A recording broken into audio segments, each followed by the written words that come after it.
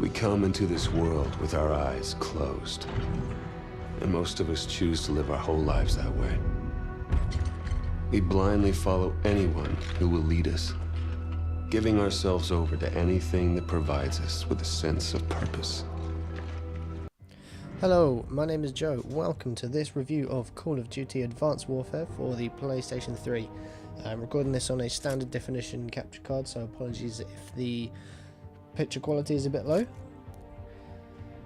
Today I'm going to talk about the campaign and multiplayer modes. There are a couple other modes, the Exo Survival and Zombies mode, but I will look to review those on another day. Starting with the campaign then, the next screen you'll see is what you see whenever you start a mission. It tells you the different abilities your exosuit will have.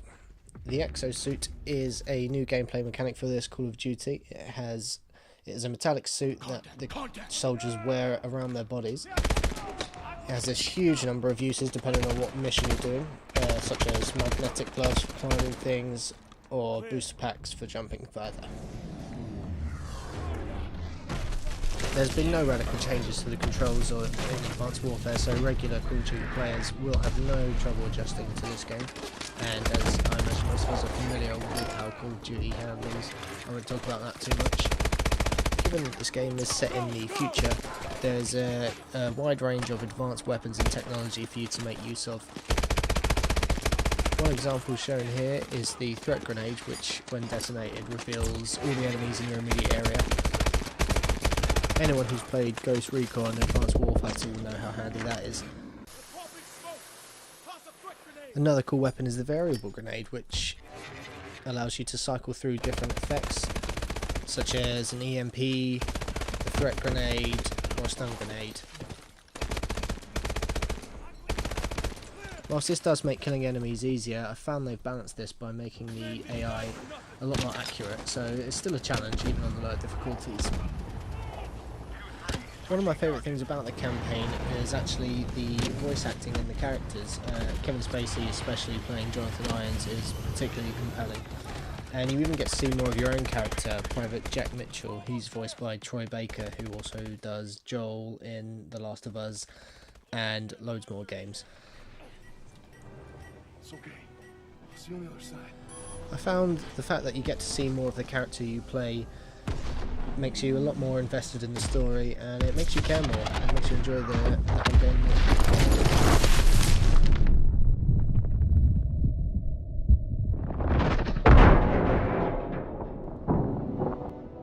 I'm gonna get you home.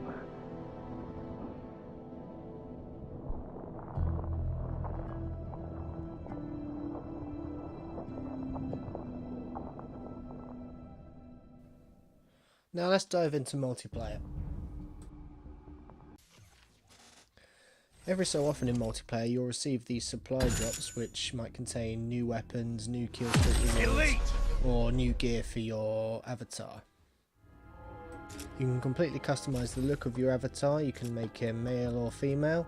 An interesting new feature of this game is when you're creating your own class, you can only have so many elements active at once.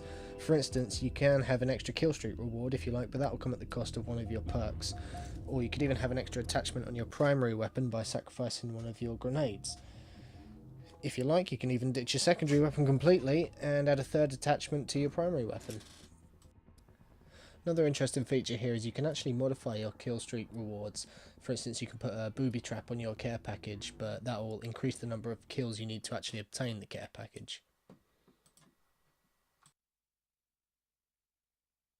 Team deathmatch. Sight him up and put him down. Fire!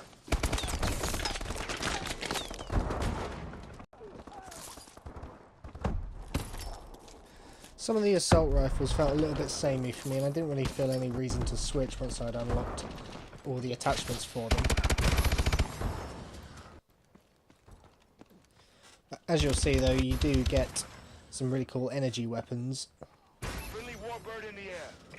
Warbird support requested. Another nice feature here is you can actually join someone else's kill streak. Here I'm using threat grenades to reveal where the enemies are to the pilot.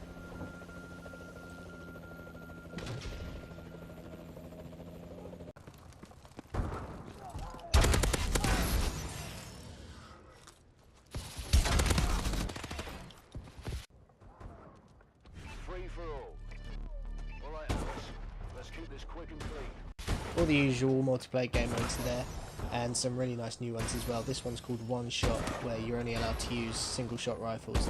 You'd think that might make everyone a bit more careful, but no, it just becomes absolute chaos. As you can see though, with the use of the EXO boosting ability, the fights become a lot more vertical. This can make it a little bit more annoying though when you see enemies flying all around the place.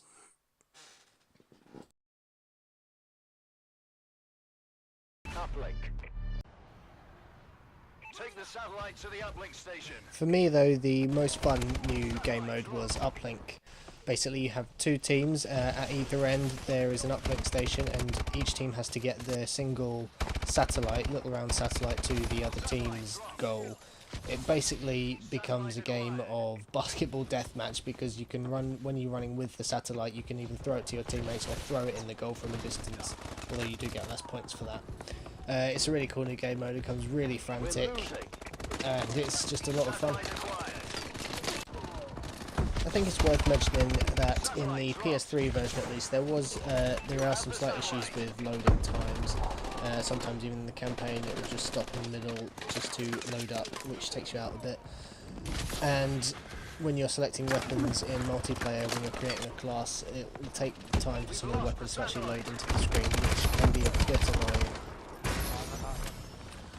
Overall, I'd certainly say it's one of the better Call of Duties. The current gen version is maybe a little bit unpolished, but the campaign is still really enjoyable. And the multiplayer has been changed just enough to keep the usual high standard of Call of Duty gameplay. Thanks for watching, hope you enjoyed it. Bye bye.